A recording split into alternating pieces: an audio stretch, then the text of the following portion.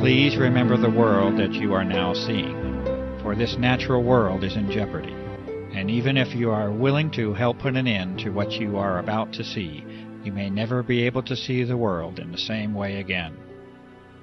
In the early part of 1999, an immense operation began, an operation using aircraft that many of us will find difficult to accept. This operation involves a dispersal of massive amounts of fine materials into the atmosphere, and the implications of these actions are grave and far-reaching, and they strain the limits of understanding. There will be counterclaims to the evidence that is presented within this film, and you will be told that all is normal and as it should be. You will be told that there is nothing to be concerned about, and that all is as it has always been. Your eyewitness accounts will be dismissed as unreliable. This dismissal by claimed authorities and officials will be in direct contradiction to fundamental physical principles and your own common sense, but you will encounter it nonetheless. This dismissal now spans a time period of more than 5 years, and it accompanies a grassroots awareness that has been reached by millions of concerned and engaged citizens. From this point on, I urge you to use your own mind to reach your own conclusions on the truth of the matter.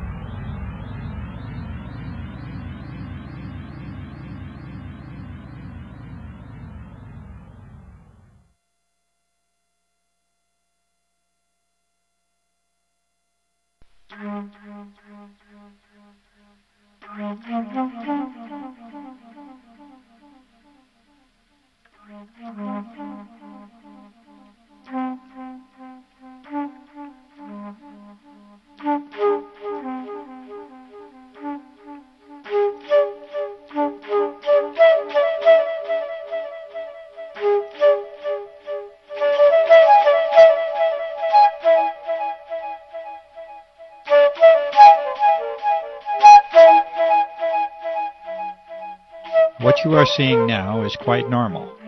These contrails are the trademark of high-altitude aircraft since the close of World War II. You notice that the condensation disappears fairly quickly, much like your breath on a cold winter day. This is as it should be, and as it has been. For those curious enough to delve into the physics, chemistry, and thermodynamics of contrails, this normalcy has a more thorough explanation. Yes, science and common sense do agree, and the balances of nature are achieved with this common phenomenon.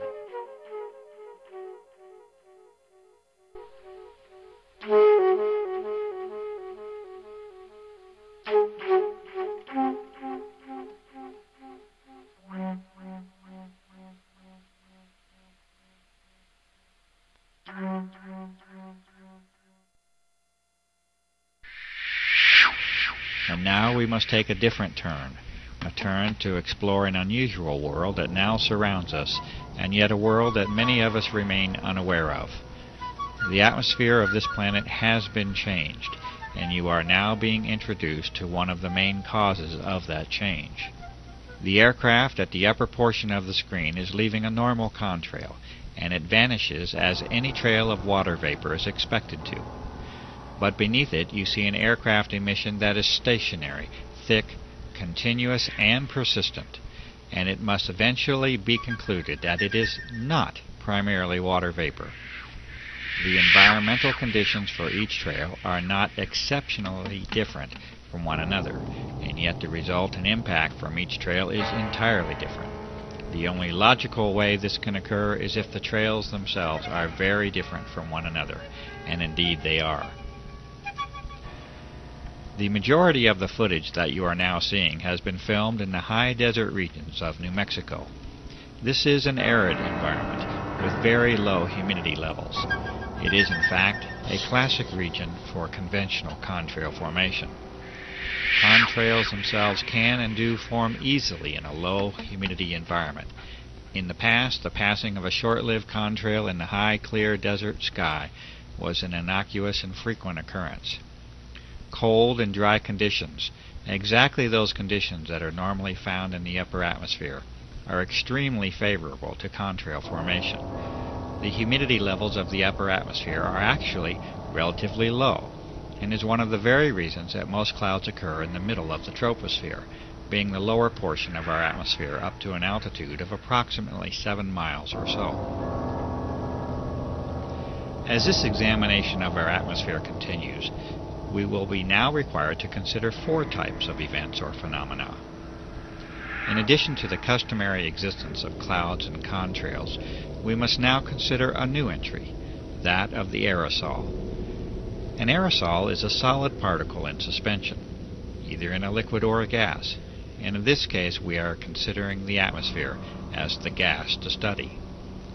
The aerosols will manifest in 2 primary forms, as an aerosol emission from aircraft and as an aggregate or collection of aerosols in the atmosphere. A suitable term for this collection of aerosols is an aerosol bank. It is known now that the persistent trails that form the subject of this film are primarily solid in nature and origin, and that they are not predominantly water vapor. A brief explanation of cloud formation will help us to understand why this is so. Clouds, that is, normal clouds, require 2 fundamental elements to form, particles and moisture. Clouds are not suited to form in especially clean air.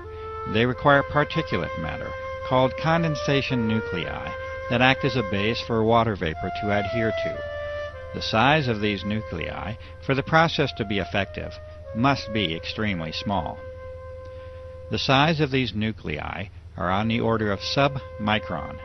For comparison, a human hair is 60 to 100 microns thick, and an asbestos fiber is a couple of microns in thickness. The other essential component for normal clouds to form is a minimum level of humidity. From numerous sources, this minimum is on the order of 70% relative humidity. Notice that the requirements for cloud formation and contrail formation are already entirely different from one another. This is because they are entirely different phenomena based upon entirely different physical principles. Contrails can and should form readily in clean, cold, and dry air. Normal clouds, on the other hand, require higher moisture levels and a particulate or aerosol base from which to develop. The radical transformation of our sky as a direct result of aircraft activity now forces us to address an entirely new set of conditions. Aircraft are now repeatedly dispersing materials into the upper atmosphere at flight altitude, roughly from 35,000 to 40,000 feet. These materials expand rather than evaporate, and they usually transform into an unsightful haze that over the recent years has decreased our general visibility down to ground levels. One of the remarkable facts is that this commonly now occurs at very low levels of relative humidity, on the order of 30 to 40%, instead of the 70% or greater that is associated with cloud formation. And so we know now that these are not clouds in any conventional sense. They are indeed a unique and artificial creation that now crosses new thresholds in the atmospheric and geophysical sciences. There is one way that such a transformation can be made, and that is with the introduction of vast quantities of an extremely small, water-loving metallic salt at flight altitude. This transformation cannot be achieved with water vapor alone, and the emissions under examination are indeed not water vapor. They are solid, and they are well entrenched into your air supply. These important conclusions are at the very heart of the aerosol operations that are being disclosed here. These changes in the very atmosphere that we breathe have a fundamental impact upon the life of this planet, and these aerosol operations have many potential applications that reduce the sanctity of that life. These operations are being conducted. They are being conducted without your participation or your informed consent. They are affecting your life, the lives of those you know and love, and the very life of the planet itself.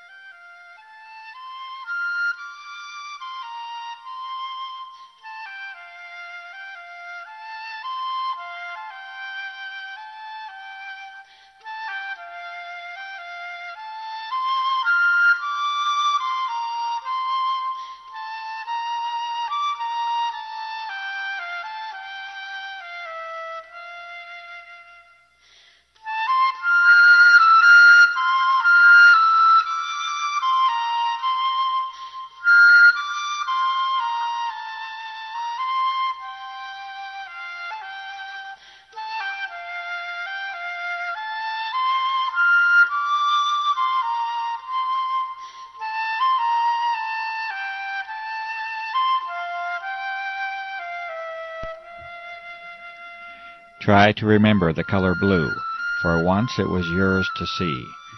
The blue sky is your birthright and a source for joy, and it remains at the very core of our existence. There are factual reasons for the blue color of the sky, which can certainly be traced to the cleanliness and clarity of the air that you breathe.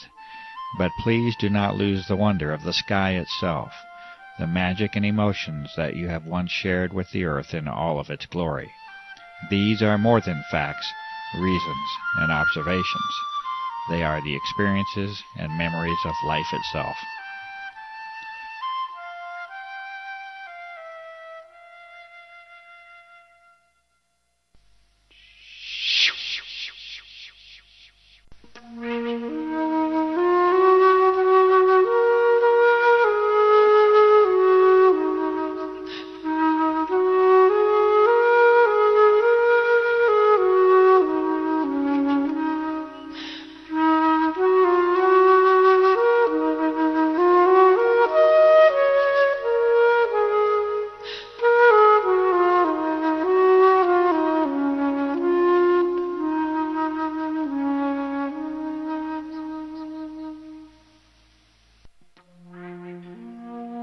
You can no longer see blue now, at least not in the same way that many of us know and remember.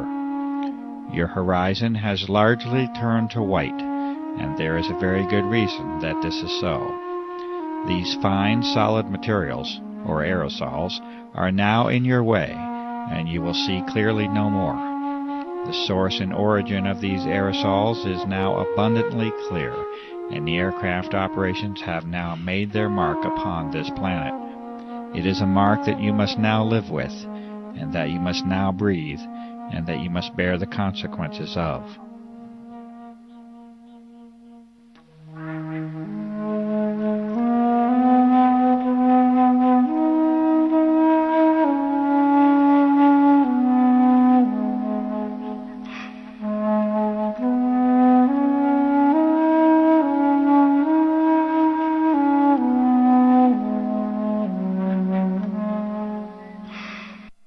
That is, unless we all become aware of the level of damage that has already been done, and unless we act together to reclaim our planet and its atmosphere. These images were taken in what was once one of the cleanest locations on the earth, and that is the high desert of the Southwest. You may now see for yourself the daily reality of your existence, and it is a sad change that we have allowed to occur. Please, remember the color blue.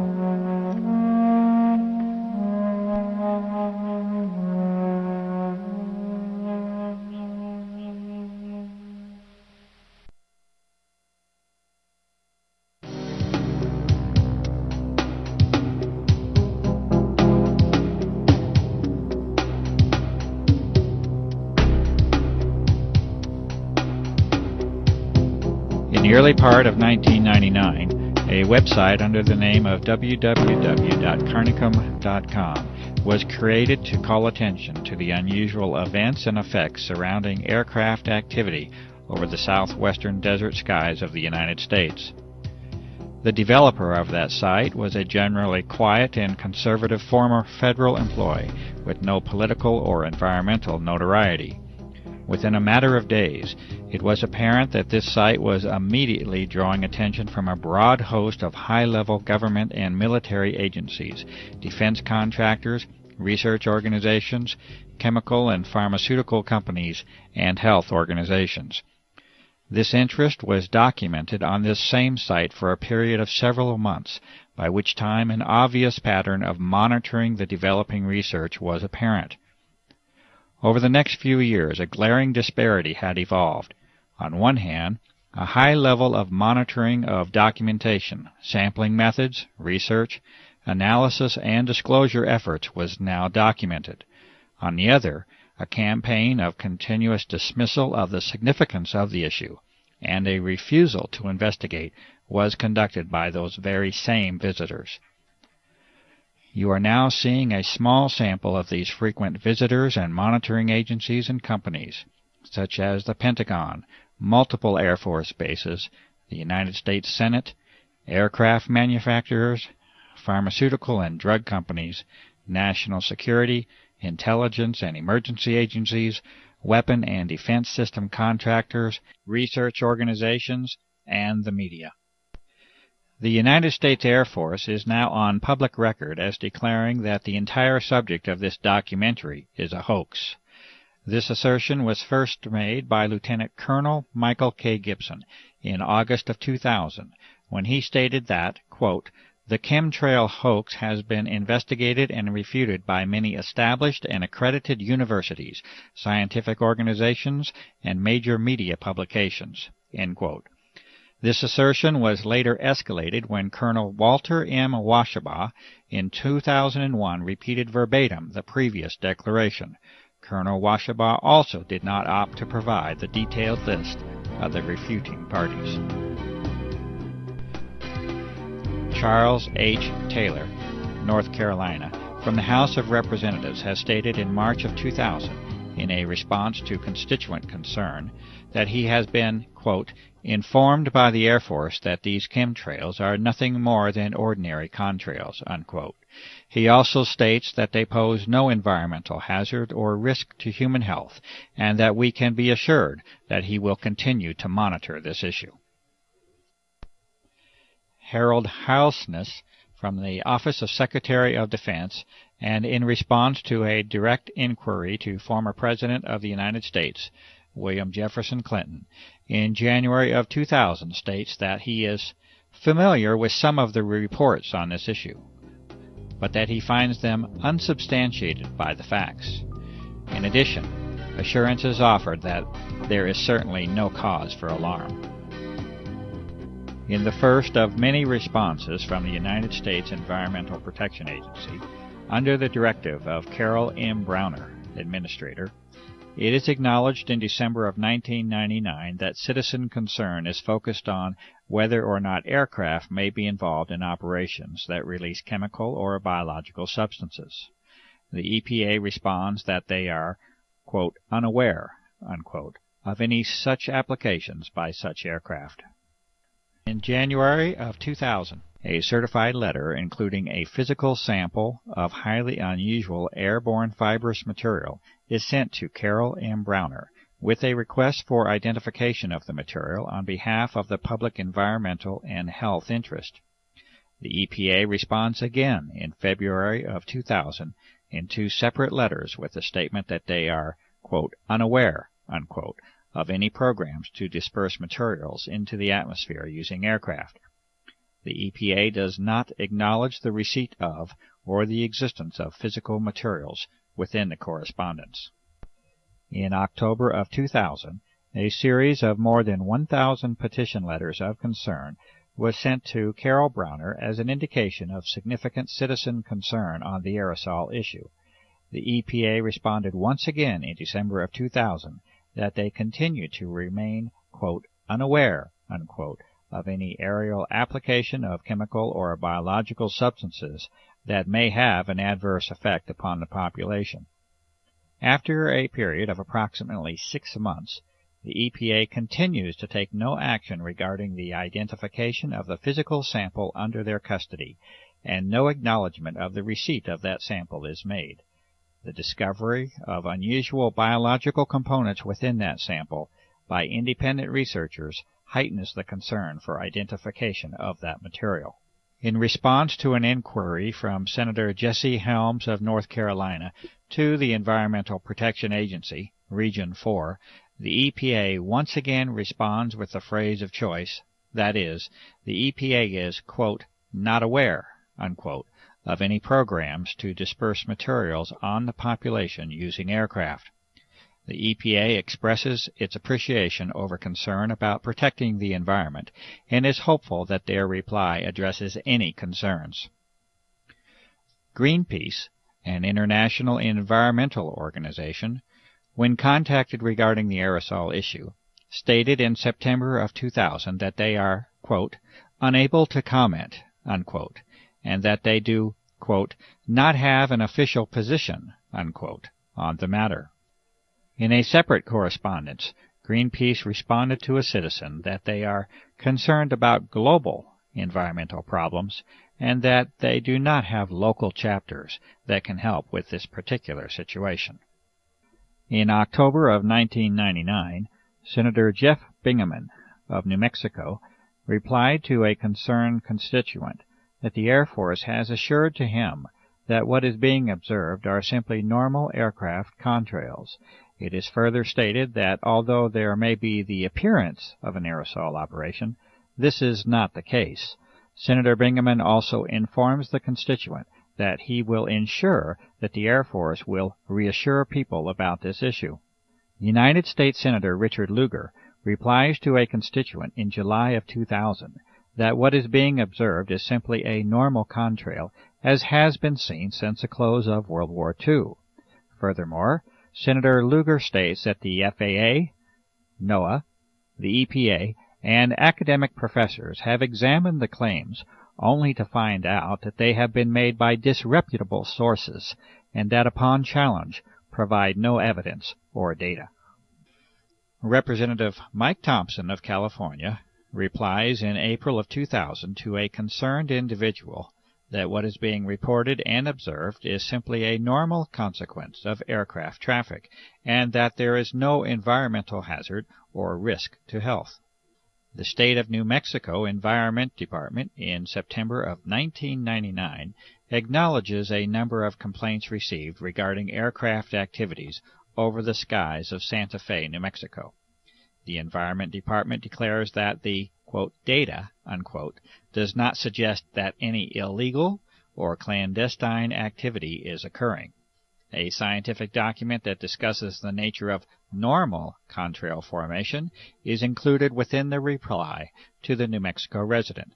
The citizen is advised to keep the department abreast of any concerns.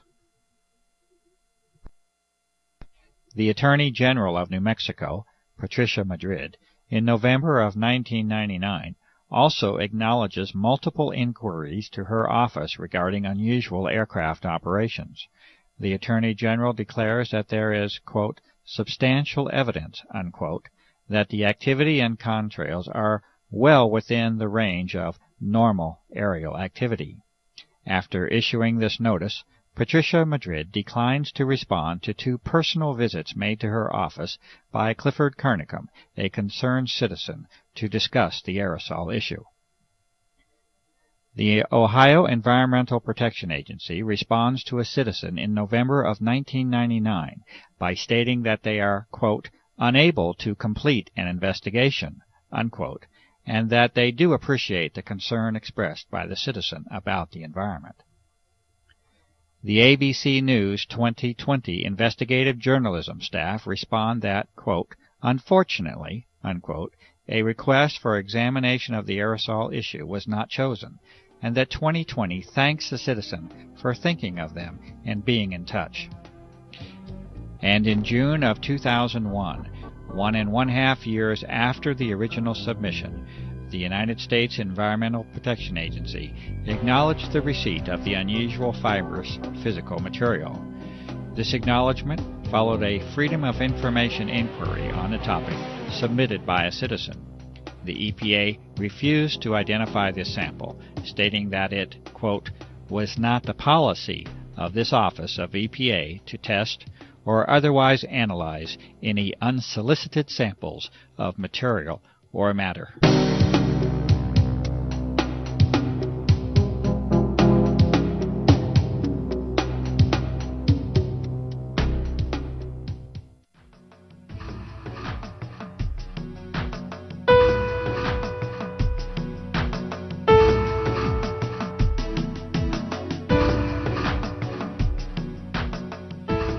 Since the beginning of 1999, a series of more than 36 scientific, physical, observational, and analytic methods have been used to examine the dramatic alteration of the atmosphere that has taken place.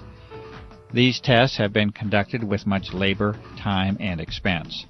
They have been conducted with very limited resources and equipment, much of it requiring original construction, development, or modification.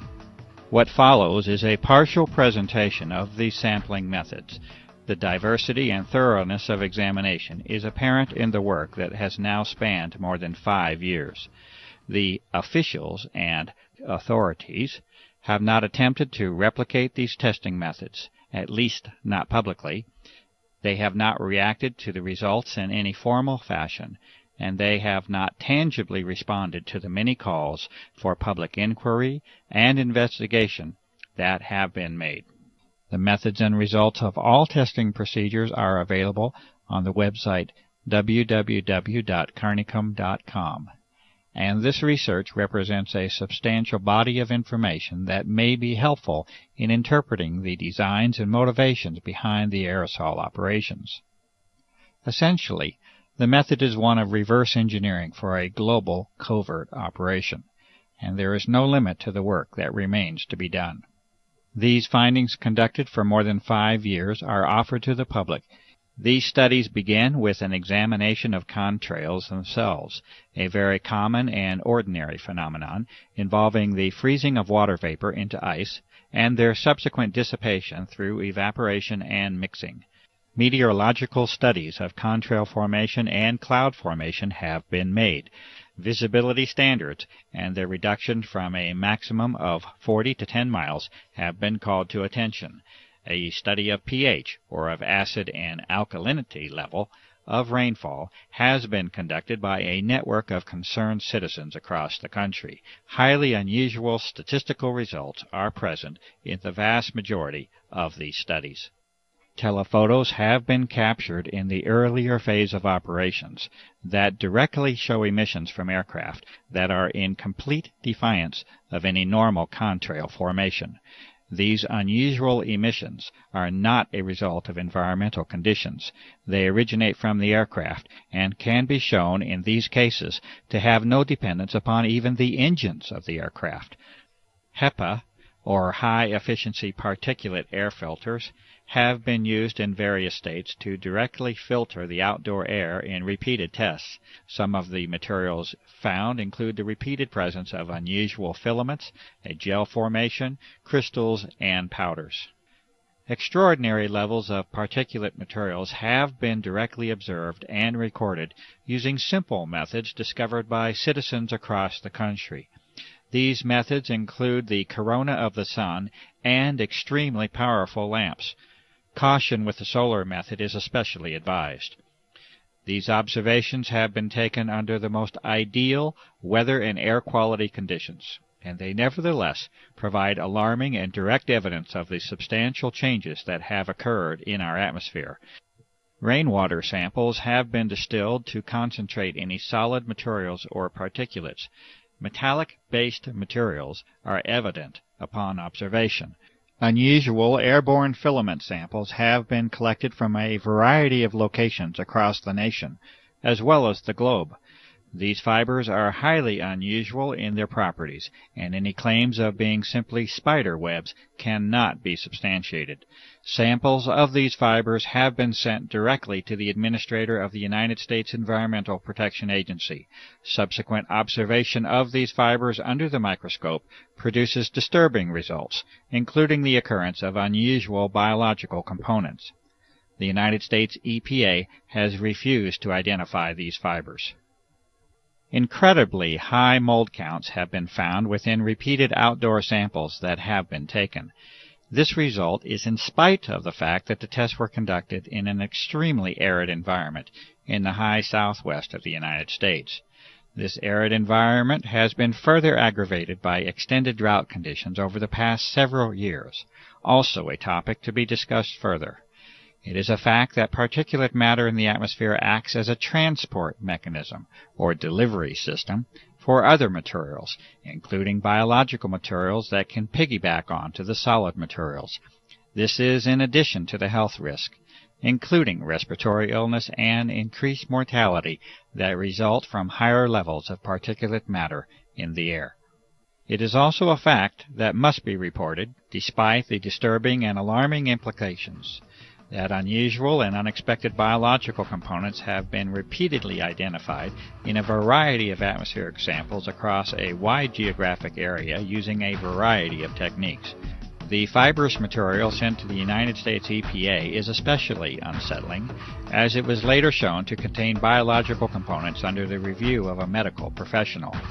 For those who might think that biological aerosols have no precedent, it might be worthwhile to read carefully the documented U.S. Senate hearings held in 1977, entitled Examination of Serious Deficiencies in the Defense Department's Effort to Protect the Human Subjects of Drug Research, along with the contractors that are enumerated within that report.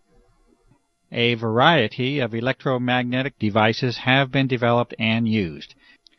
This investigation has resulted from the plausible hypothesis that the atmosphere has now been modified into what is called a plasma state, or an electrified gas. Testing has produced a variety of indications that this hypothesis is indeed correct, and that the atmosphere is regularly being used for electromagnetic applications. ELF energy is of special concern because of its direct connection to the health aspects of the electromagnetic nature of human beings. Artificial pulse energy appears to now have been detected on a variety of occasions, and evidence indicates that it is now a part of our unseen environment. Electrolysis methods have further confirmed the existence of unexpected ionizing metallic salts within our atmosphere. Radar anomalies also continue to point to the presence of an altered electromagnetic environment. The testing and sampling methods and results that you have just witnessed are necessary due to the abject failure of the public environmental authorities to respond appropriately to the many requests for investigation that have been made by countless citizens. The responses of the so-called officials and authorities has already become painfully apparent.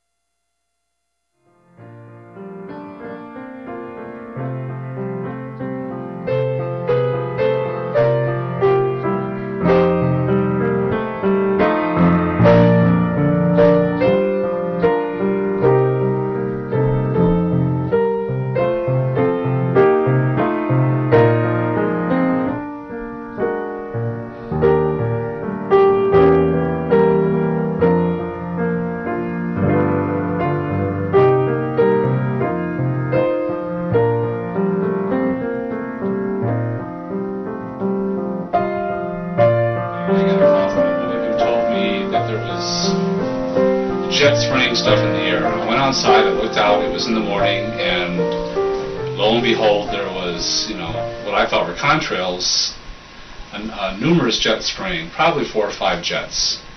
The contrails were not dissipating, they continued in the air, and I watched. Actually, I was horrified because I'd never seen anything like this before, as it continued all day long.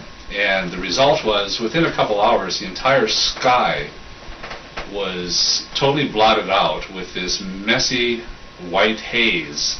I started documenting after I discovered that nobody was paying attention, and that even people who would look up and acknowledge that they see the same thing, they weren't at all concerned about it. They didn't think that it was anything of importance. And when I moved to Santa Fe, one of the reasons I moved here was because of the sun and the beautiful sky that they had here. And I've been somebody who's always watched the sky.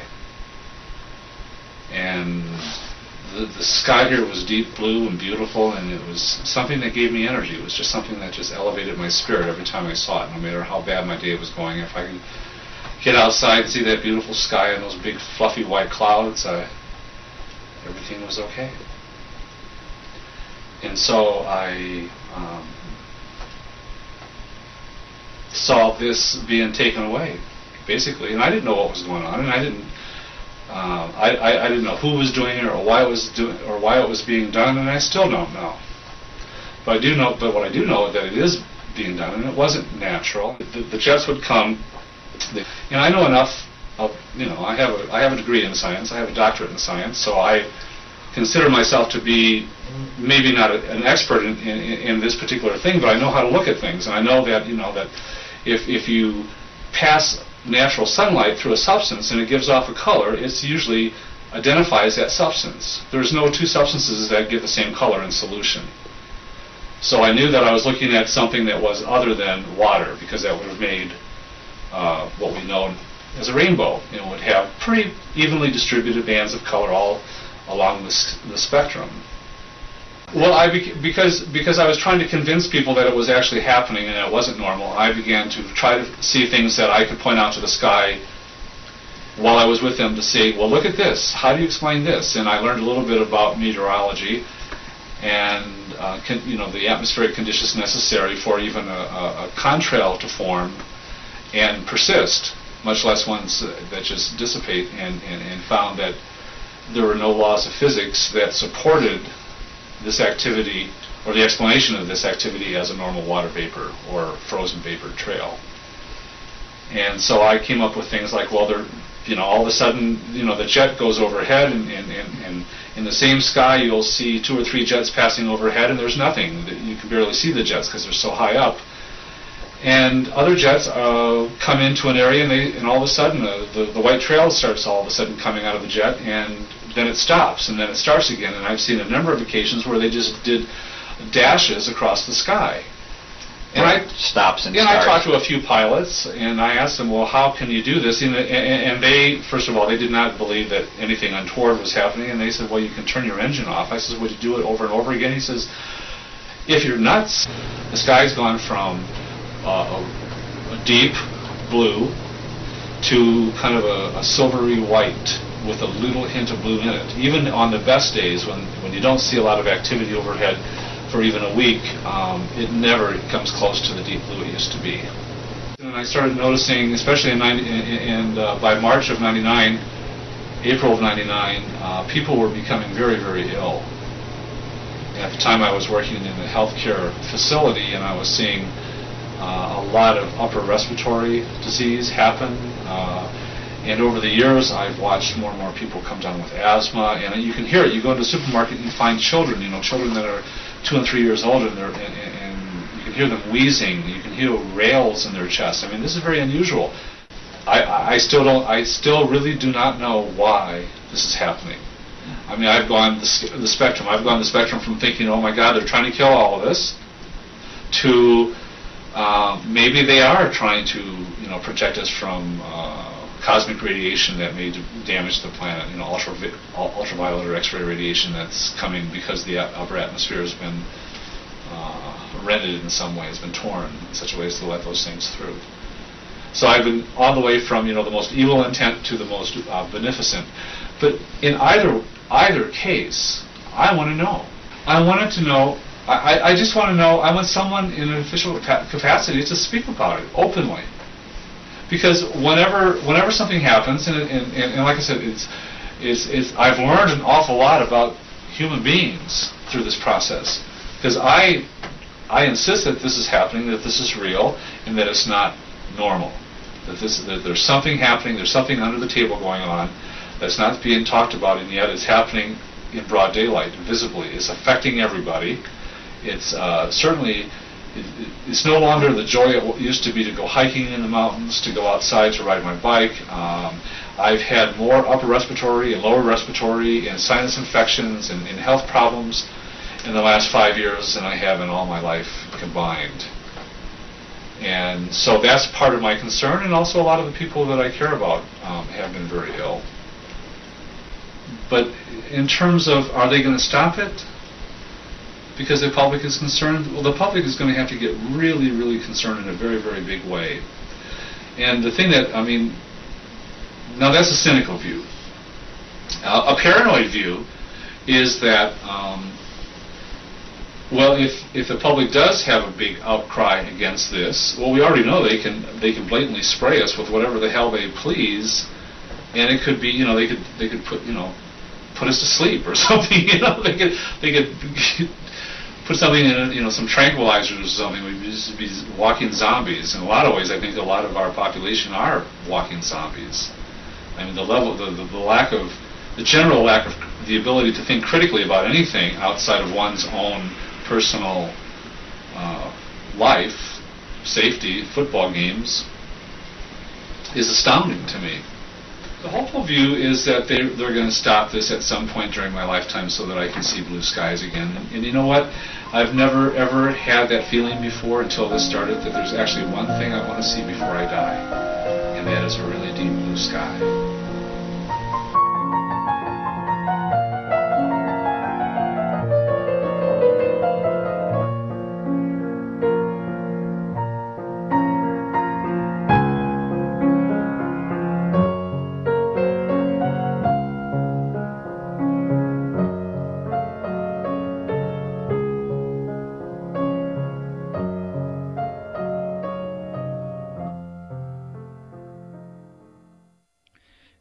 The following is a transcribed interview between Clifford E. Carnicom and Gwen Scott, naturopathic doctor and former CNN broadcaster, recorded in February of 2004. Question: when did you become aware? When did you find out? How did you find out about the existence of these operations, and whether they are real or not? Response: well, it's interesting, because I realized that if I had been any place else on the planet, I might not have noticed. And so I am wondering how I ended up in the catbird seat to actually observe this operations. As you know, I live in a very rural area, and when I first moved here, the air was pristine. We had deep, deep blue, azure skies, thousands of stars literally at night. Probably one of the least polluted air supplies in this United States, because New Mexico is a very rural state, very few people, very little industry. It's one of the things that drew me here. So here I was sitting, reading in front of a 5-foot by 5-foot bay window one day, and I see these jets. I assume they're jets. They're high and they're going fast, and they're not leaving the little 2-inch things that I'm used to seeing. They're leaving those huge plumes through the sky that spread out, and by 3 or 4 in the afternoon, it's foggy. It's so thick I can't see the mountain range. I can't see anything. And it's been continuous and ongoing ever since, to the degree now that the skies are so degraded that we never see deep blue skies anymore. Stars at night are hard to find. Everybody is getting accustomed to the pale blue, often white skies that we live with. But I see them going over, and I've taken hundreds of photographs showing this is not your normal contrail that should dissipate. Question: you notice a distinct change then from the 1990 era? Response: distinct is not the word. Dramatic, devastating, you can pick out any adjective you want. It is dramatically changed, the atmosphere. Dramatically. Yes, extremely distinct. Question: you live on Native American Indian land here. What is the sense of and the reaction of the Native American community to what is occurring? Well, it's interesting. I figured if anybody would pick up on it, it would be the Native Americans. And so I immediately went to friends of mine in the community and said, "Have you guys noticed?" And they are like, "Oh yes, we know absolutely what is going on." In fact, all 13 of the Pueblo governors had a meeting in secret to discuss it, what they would do. Would they come out and protest it openly? What would they do? And after this meeting they determined the following things. No, they would not. That it was just another dumb thing the white guy was doing, and at that point I don't think they understood the true significance. But now I think they do. But more importantly, that people wouldn't believe them. Or if they did believe them, would think it was only happening in this very confined space, and it really didn't affect them, and they were concerned for the gaming, that people wouldn't come to the casinos and things because they would think that just this area was experiencing it. So they voted unanimously to not say anything. Question. So even the Native American community did not show the level of independence or the level of assertiveness to make this an issue? Response. It was heartbreaking to me. But they're a little more philosophical, too. One of the medicine people that's a friend said to me, "You know, this has been prophesized. We call it the death winds. We always thought that it would be nuclear fallout. But maybe this is the death winds." They have a very skeptical view anyway of what the white man's intentions are. Comment. And with good cause. Response. And with good cause, and with history behind it. So, and they've also lost every battle, basically, they have fought that way.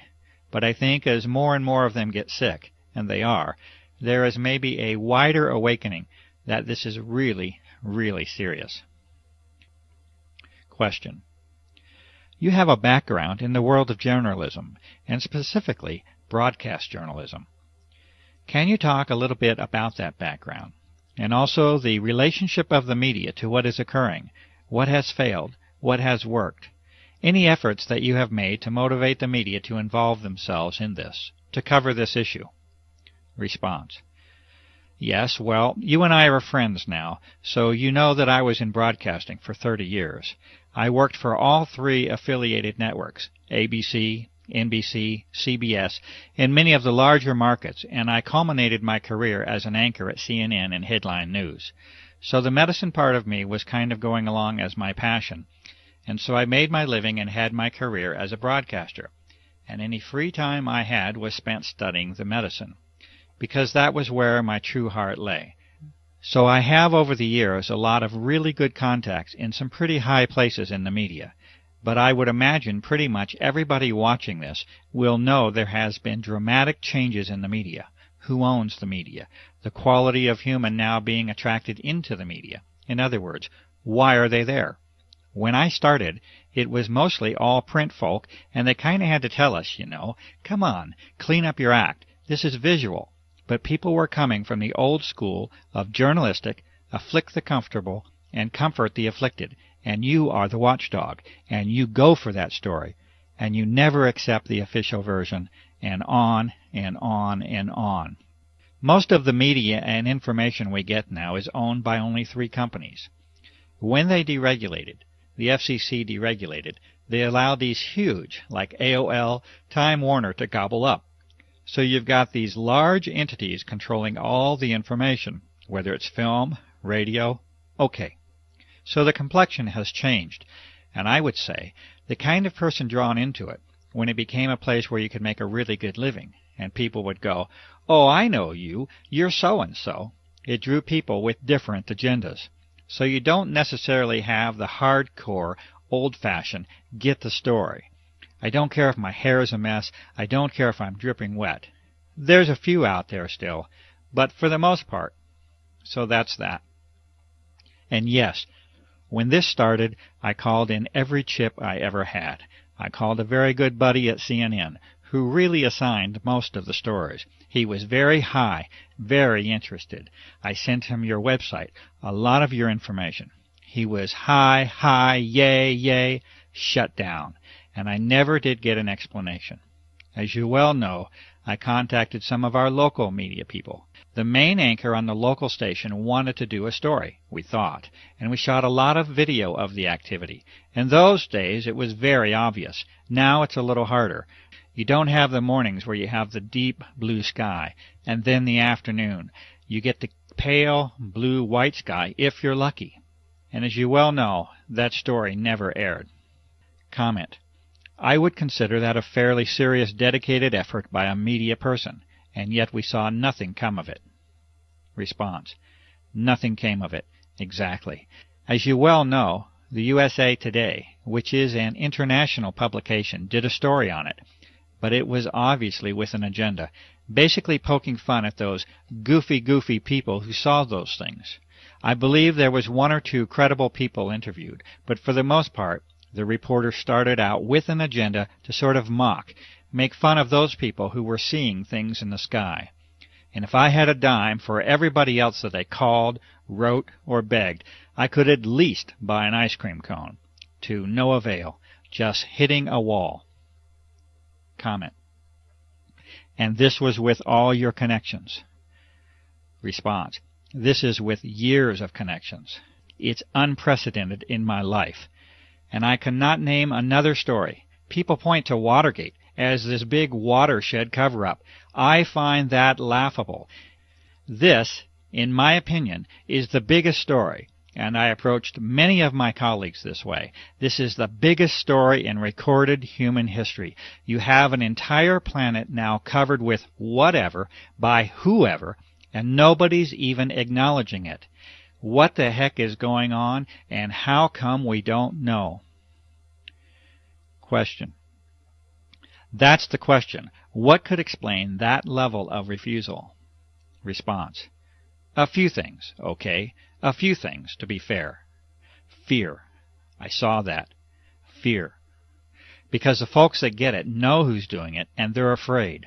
Okay?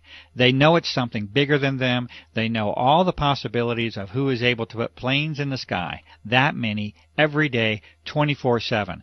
It doesn't take a nuclear physicist to figure out that it's not the guy around the corner. This is big. Comment. So even the journalist has that threshold that they're unwilling to cross. Response. Oh yeah. Afraid. And the few that are left who do catch on to it and say, wow, I want to do this story, like we were just discussing. They hit a wall somewhere, and I'm never told where it is. I don't know if it's the news director. I don't know if it's the station manager. I don't know who. But they hit that brick wall, and it goes away.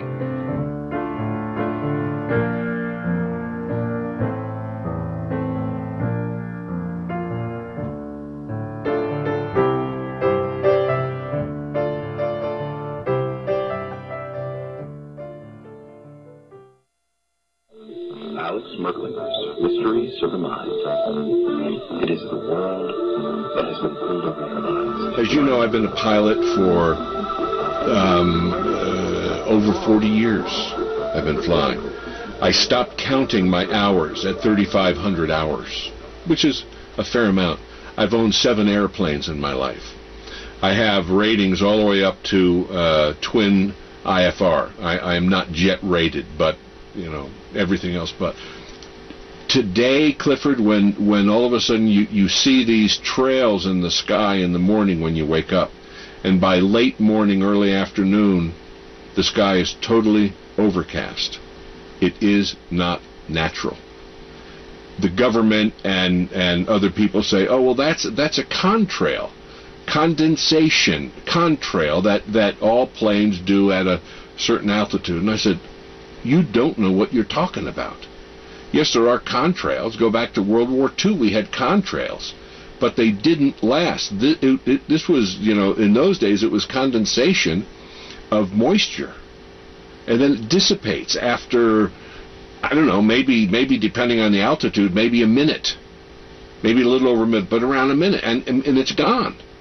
These things last all day long, unless there's a strong wind and it blows out of the way. Now it's gotten so bad, and I talk to people, as you know, all over the world, and it's happening almost every country that I'm aware of in the world. We have listeners in at least 50 countries that we know of, and people are always reporting back. If we get into a discussion or times that you have been on the show before, people come back and just report incredible experiences. They have a lot of respiratory problems. They never had that before. People are having a lot of sinus problems. They've never had that before. And it's always after they have been inundated with some of these sprays. You also asked about, how do people feel about it? They are extremely concerned because there seems to be something that is happening that is affecting them physically and in some cases even emotionally and psychologically.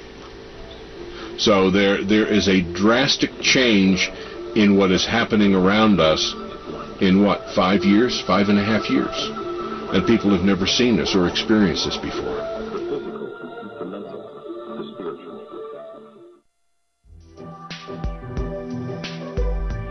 Clifford, it's so good to be on tape in person with you on this subject. I know before we couldn't show my face, we couldn't hear my voice because I was under contractual agreement. I'm no longer under that contractual agreement. So I can be here in person, and that feels good. And I thank you so much for translating my prior discussion with you on the media and all of that. But today what I'd really like to talk about is the medicine end, which is my passion, and my whole reason for being involved in this is to try to help people stay as well as they can stay given the givens.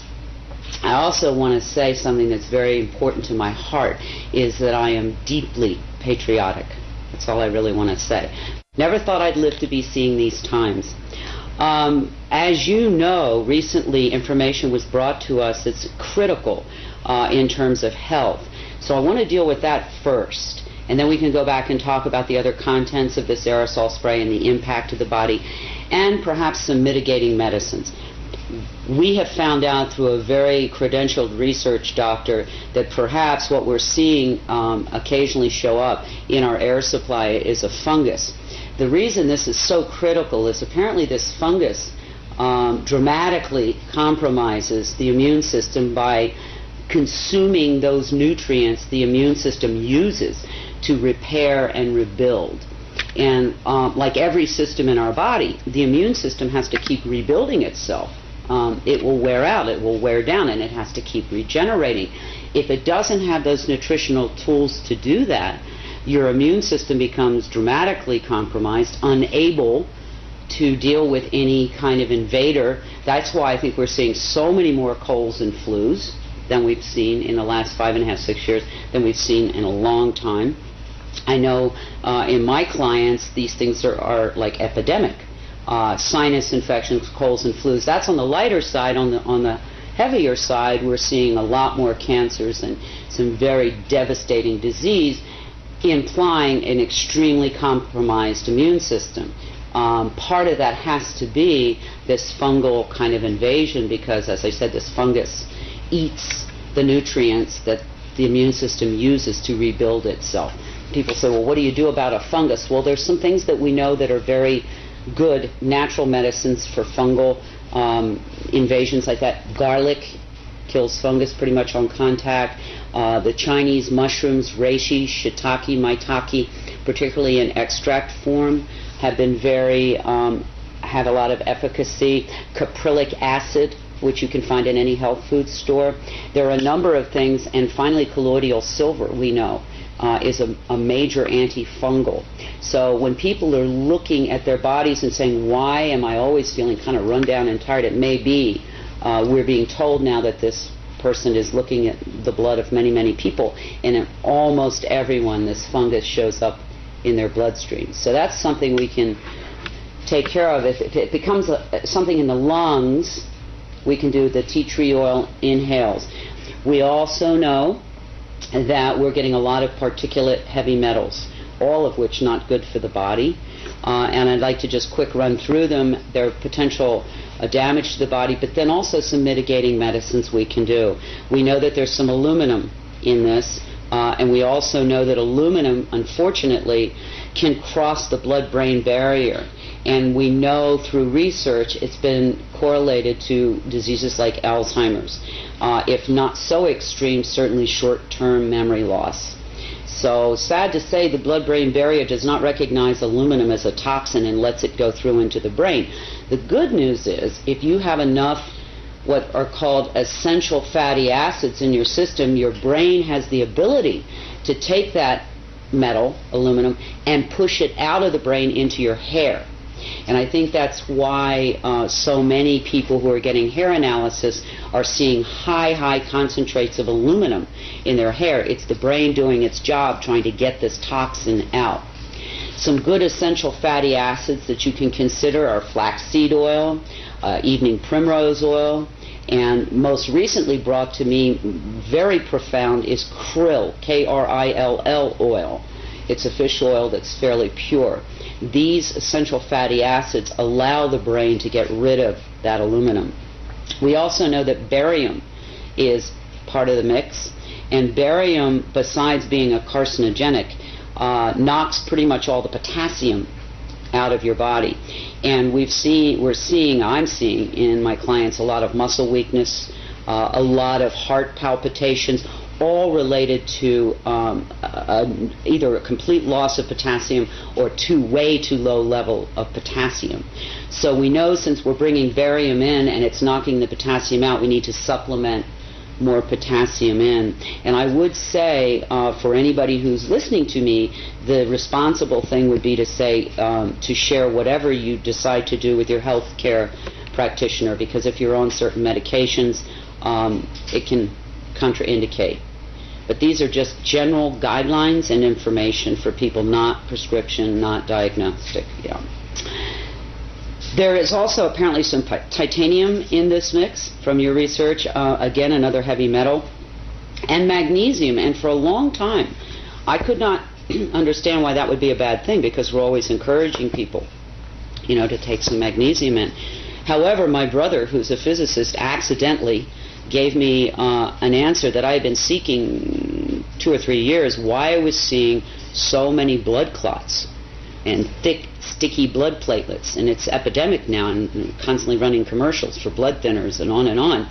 Well, he tells me when you combine an aluminum ion with a magnesium ion, it clots the blood. So we have both of those in this mix. My personal choice is ginger root for blood thinning. I take ginger root capsules every day. There's also an herb called ginkgo biloba that also thins the blood. But this is a very important cautionary. If anybody is on a pharmaceutical blood thinner, do not add in any of these other remedies, because you can get your blood so thin that if you cut yourself, your blood won't clot. So it's dangerous.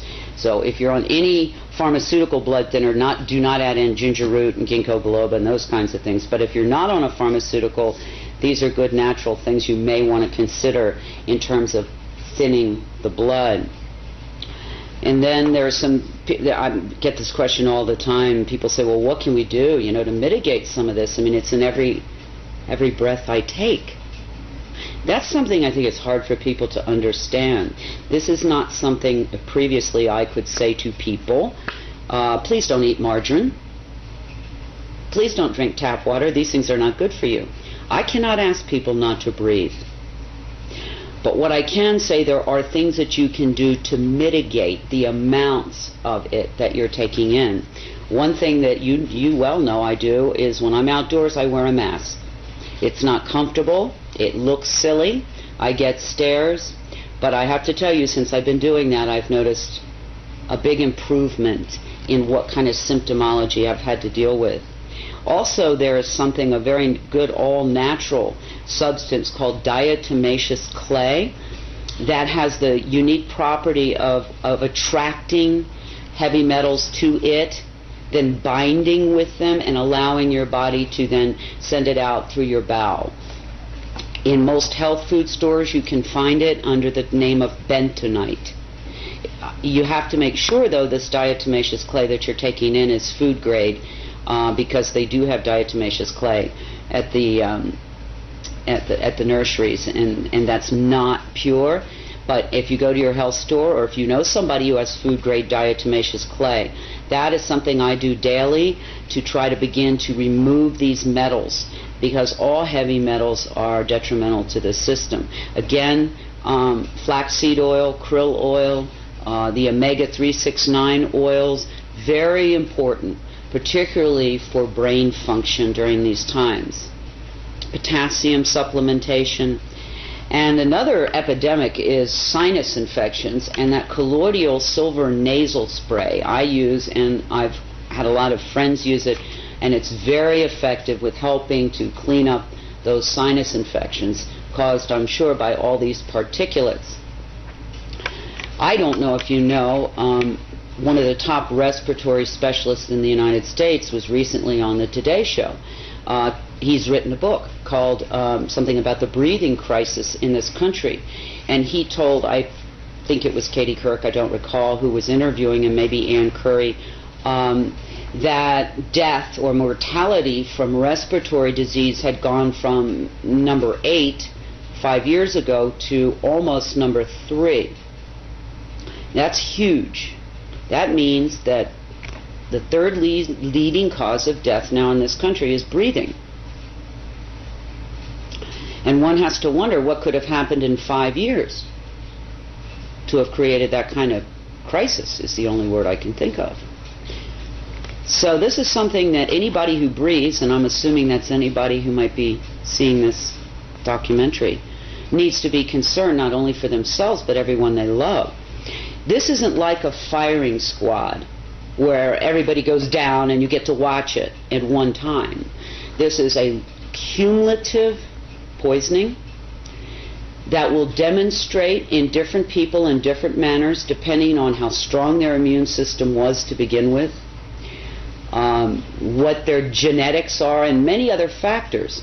So this is something that will demonstrate in a lot of different ways. You're not going to have, as I said, the firing squad effect, but what you will have is over time more and more debilitated people, more and more people who don't feel well, more and more younger people, which I'm seeing quite a bit of now, in their 20s, 30s, and 40s, with problems that we never saw in that age range, or rarely, I should say, saw. When this began 5.5, almost 6 years ago, 24/7, we know that maybe it's been going on however long, but the 24/7 heavy spraying, during that time, at the beginning I saw mostly older, frail people and infants suffering and leaving the planet. But now it's coming down the old chronological scale here. So we're dealing with people, teenagers, 20s, 30s, 40s, 50s, with a lot of debilitating problems. And I know in Albuquerque alone, 5-6 years ago, 6 to 8% of the children were diagnosed as asthmatic. Today, as of now, it's 70%. It's devastating. These are children. I would say to anybody listening, one of the first and most important things that you can do is start to eat your medicine. Get rid of the junk food, get rid of the empty food, get rid of the zapped food, and begin to eat, if you can, organic and free range. If you can, at least good, whole, pure food. Don't zap it in the microwave. That removes all the good digestive enzymes and many of the nutrients. So start with your diet, because your body is under an insult that it's probably never in the history of man, I don't think, seen before. And in order for you to stay healthy and those that you love, you've got to really begin to pay attention to what you're eating, the water that you're drinking. That's the first line of defense. I'd also encourage people to consider a good all-natural vitamin and mineral supplementation program, because, again, our bodies need every bit of help we can give them in these times. You know, it's interesting. One of the most frequently asked questions for those who are conscious and aware of this aerosol operation is this intended to harm us? And I can't answer that. I don't know. But what I can say is, do they know that it's harming us? Unequivocally they do at this point in time. And so one who lives in a free and democratic country would want to wonder, why would the people that we trust to care for us, keep us safe, allow this kind of thing to go on? I personally have gone way deep inside and had many sleepless nights. and can't come up with any plausible reason why you could, for any reason, harm so many people in such a dramatic way. And so I would say, if you are like me, you love this country, you're deeply patriotic, that take advantage of that freedom that we are given here in this beautiful land of democracy. Make your voice heard, ask for an explanation, ask for a discussion, so that we can determine if this is something we want in our air supply. We can't just keep ignoring it. It's not going to go away. It's just not going to go away unless people of consciousness and conscience decide to get up off the couch and do something. And they can decide what that something is. Because if they don't, as they watch the people around them and they look at their own health and they see the deterioration, they're going to have to wonder at some point, well, gosh, why didn't I do something when I could?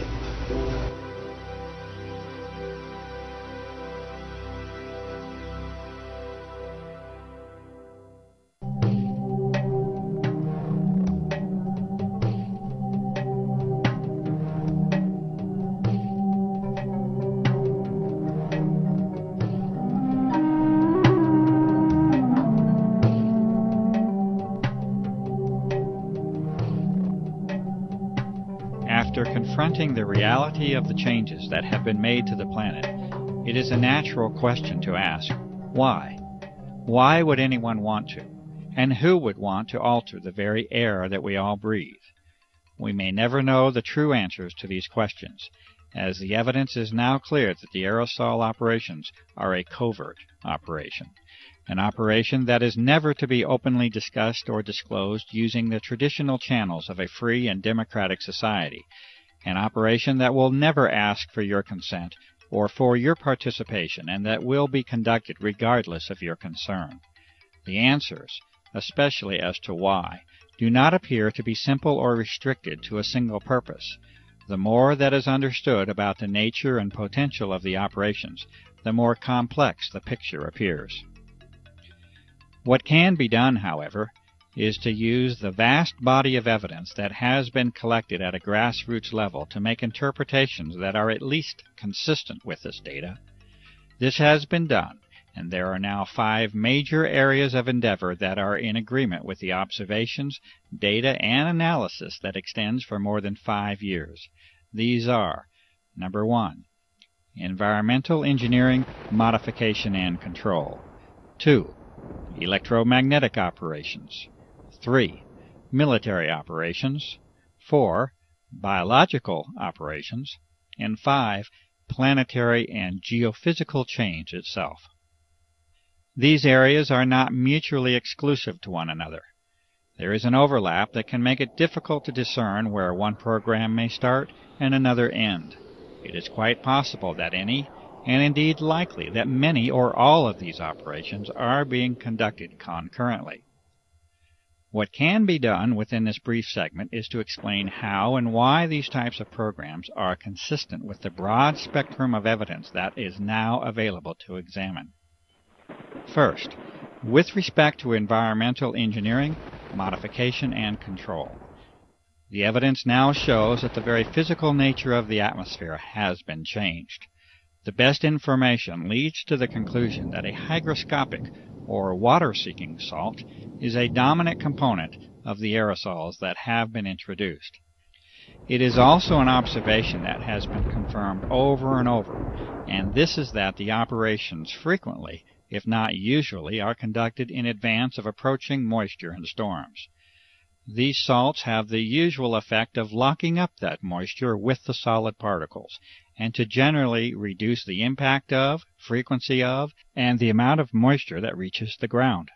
This is one of the simplest interpretations that can be made that is supported by countless observations, and this is that the moisture levels of weather systems have been altered.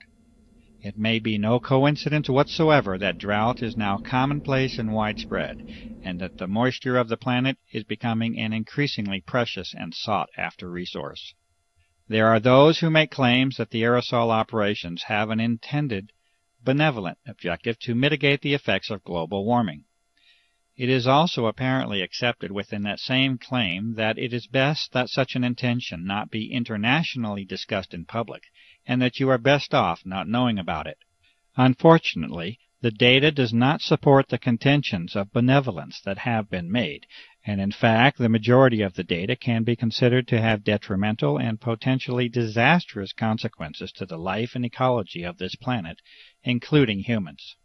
Furthermore, the vast majority of elements and substances under examination will actually increase the heat levels of the lower atmosphere rather than decrease it when they are placed into it. This is exactly what the observations themselves support, and that is that drought conditions are exacerbated and aggravated by the introduction of the aerosols and not mitigated, as many might choose to believe.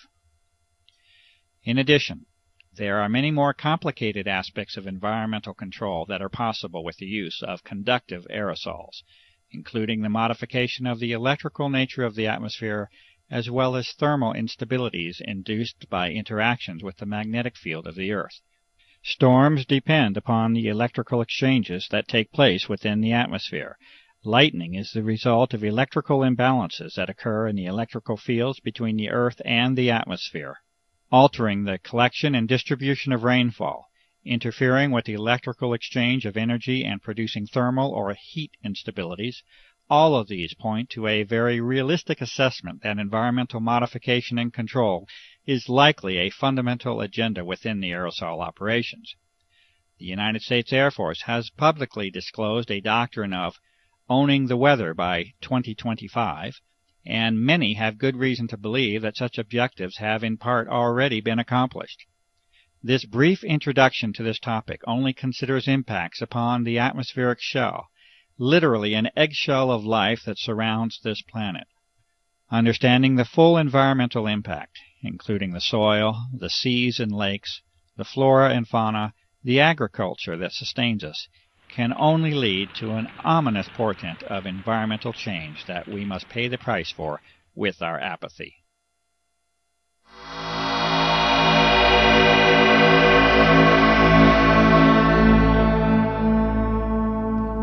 Not only are the moisture and heat characteristics of the atmosphere altered with the introduction of aerosols, but the electromagnetic properties have likely been changed as well. An ion is a charged electrical particle, and all of the data supports the claim that massive amounts of easily ionized particles are another important part of the grand geophysical picture. There are some elements that can actually become charged with the energy from ultraviolet light and even visible light in some cases. Barium is one such element that falls into this category. The implications of being able to modify the atmosphere electrically and magnetically are enormous, and a variety of physical methods that are used to transfer, manipulate, control, and propagate energy in that medium must then be considered. As an example of how a small change can produce a major effect, consider the following statement from Lancaster University in the United Kingdom on the topic of the ionosphere. Quote, although less than 1% of the upper atmosphere becomes ionized, the charged particles make the gas electrically conducting, which completely changes its characteristics. The ionosphere can carry electrical currents as well as reflect, deflect, and scatter radio waves. Unquote. What we see, therefore, is that a small change in the electrical properties of the atmosphere, be it the upper or now lower atmosphere, completely alters the way in which that shell around the Earth can be used. This concept introduces us to the topic of plasma physics, which may be more in the grasp of common understanding than might first be believed. Most of us are familiar with a neon or fluorescent light tube. This is a perfectly common example of what plasma physics is about. In that tube, there is an ionized gas, and energy can easily be sent through that tube to produce the effect of light in that case. A plasma is an electrically conductive gas. This means that there is a source of ions and electrons within that gas, and that these electrons can be used to carry current. We have seen that it takes very little change to produce a large change in the electrical properties of that gas, and the effectiveness of energy transfer and accumulation is governed primarily by the number of electrons that can be introduced into it. The term that describes this is electron density, and it becomes increasingly important in our understanding of the likely goals of the aerosol operations.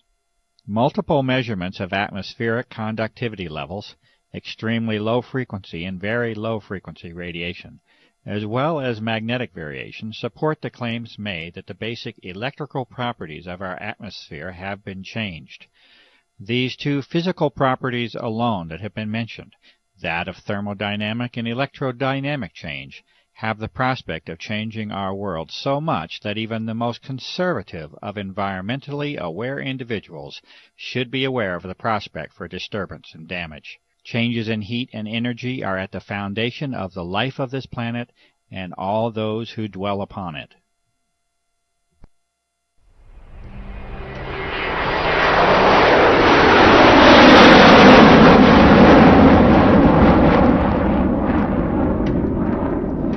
It is a necessary, logical, and natural extension to our discussion of applications to include the almost inevitable role the military assumes within them. Indeed, the dichotomy of extreme, sustained, and continuous interest and monitoring of the aerosol research by the military and intelligence complex, juxtaposed with the public declaration by the U.S. Air Force that this entire subject is a hoax, is curious enough that many of us may wish to seek the truth of the matter. The most advanced military agencies, intelligence services, and defense contractors clearly have an interest in monitoring and controlling the level of discussion and disclosure on the aerosol issue. The tools of research and analysis must therefore be used at least in part to compensate for the lack of openness that now shrouds this democracy under the guise of national security. A glimpse into the military window has been achieved, and a central theme will eventually emerge, and that is of control. Control in the deepest and far-reaching sense that you may imagine. For when the atmosphere of the planet is controlled, life itself, in the end, is controlled. With a basic knowledge of plasma physics, that is, the physics of an energized gas or atmosphere, it is impossible to proceed further without at least a brief introduction to the HARP facility and technology. HARP, or High Active Auroral Research Program, is operated by the U.S. Air Force and is claimed to be simply a research facility. The stated purpose by the Air Force for the HARP project is that of a scientific endeavor aimed at studying the properties and behavior of the ionosphere, with particular emphasis on being able to understand and use it to enhance communications and surveillance systems for both civilian and defense purposes. It may be this, and then again, it may be more than simply a scientific endeavor. It may also be enlightening to consider United States Patent 4686605 by Bernard Eastlund in 1987 entitled, A Method and Apparatus for Altering a Region in the Earth's Atmosphere, Ionosphere, and/or Magnetosphere. There are many who have sensibly concluded that this patent essentially represents a blueprint for the HARP facility as it has been constructed. This patent makes mention of numerous objectives and methods of operation that far exceed any scientific endeavor alone, and references the work of Nikola Tesla as a source of historical contribution. The amazing inventions and achievements of Tesla with respect to energy transfer and amplification, including the use of the atmosphere as a medium for sending energy from point A to point B, are well documented. The documents of Tesla were eventually confiscated at the close of his life, especially as they related to military matters, and he is generally now accepted as an unrecognized genius. The current incarnation of ionospheric heating is able to, according to Mr. Eastlund, put unprecedented amounts of power in the Earth's atmosphere at strategic locations, and to maintain that power level with the pulsing of energy. This patent also recommends the use of large clouds of barium so that ionization by sunlight will increase the electron density within the plasma environment. Testing and analysis does now positively indicate the presence of unusual levels of barium, a toxic element, within atmospheric samples. The amount of power inherent in the design of the HAARP project is further indicated by Mr. Eastland stating that the present invention can be formed to simulate or perform the same functions as a detonation of a heave-type nuclear device without actually having to detonate such a device. A heave weapon has the effect of lifting the magnetic field of the Earth itself and involves the expenditure of massive amounts of energy. The patent is further stated to have numerous military implications, including the enhancement of or interference with communication and guidance systems, including those of airplanes and missiles, radar interference, missile destruction, weather modification, material transport of micron-sized particles, and molecular change of the atmosphere are each mentioned as further applications of the patent design. The executive summary for the HAARP project also specifically mentions forcing the descent of particles from the atmosphere toward the ground using ELF radiation from HAARP. Clearly, environmental modifications, the electromagnetic transfer of energy, and military operations of global impact are already in sight from the existence of these aerosols within our atmosphere.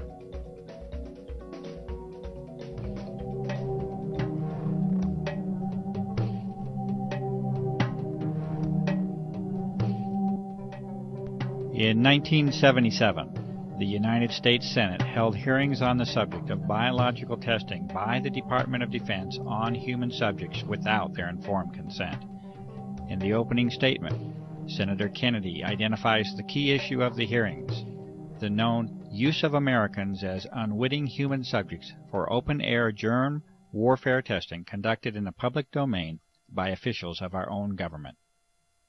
Furthermore, he poses the critical question, should a democratic people cede to its government the full responsibility of determining when secret tests on unwitting subjects are necessary to protect the nation's security?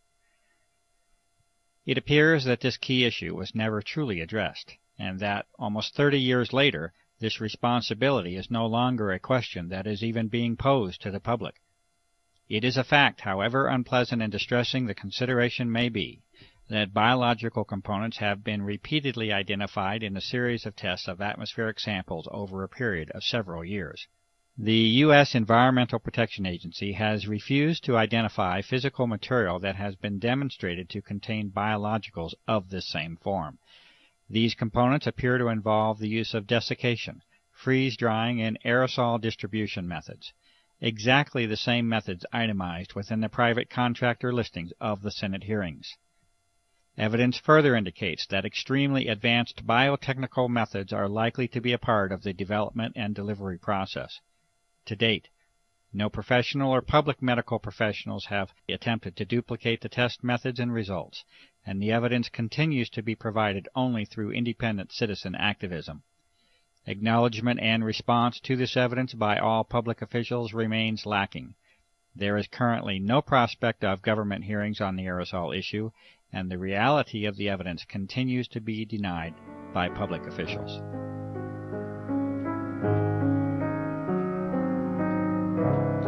And lastly, although more conceptual in nature than our earlier discussion on environmental modification, electromagnetic, military, and biological aspects of the aerosol issue, it is not unreasonable to consider interactions with the Earth as a whole.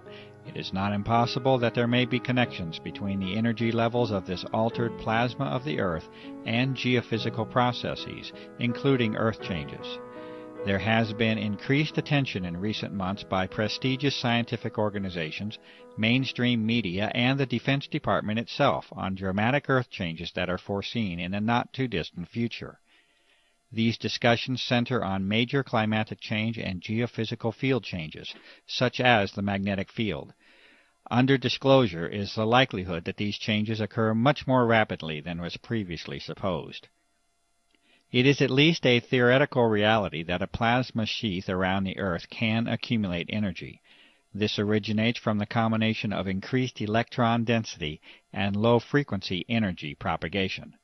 There are many questions that can be asked as to how and if this energy can be harnessed to affect the Earth. The many abnormal Earth changes already on the record during the recent years certainly offer a motive for examining the energy transfer between the Earth and the now altered atmosphere.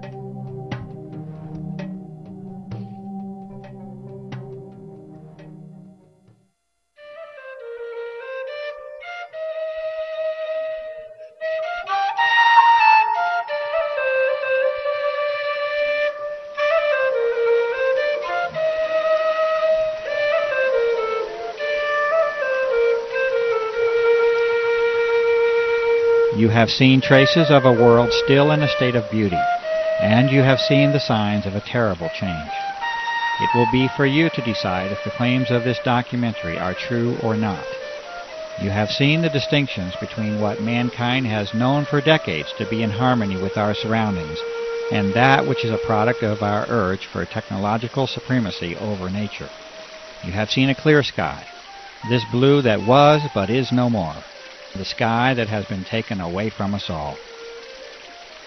You have been confronted with assertions of operations on a scale never seen before in the history of mankind, and you have been shown evidence that aircraft can alter and have altered the fragile envelope for life that we call the atmosphere. You have seen science and sampling applied to the problem over and over at the grassroots level. Numerous methods have been demonstrated that show artificial and deliberate modification of the atmosphere, including its chemical, thermal, electromagnetic, and physical properties. There are detrimental effects that can be anticipated and that have been observed as a result of these changes in our air, and we must all accept the consequences of the toxic environment that has been created. The health of our home and lives have been sacrificed in the search for dominion and control.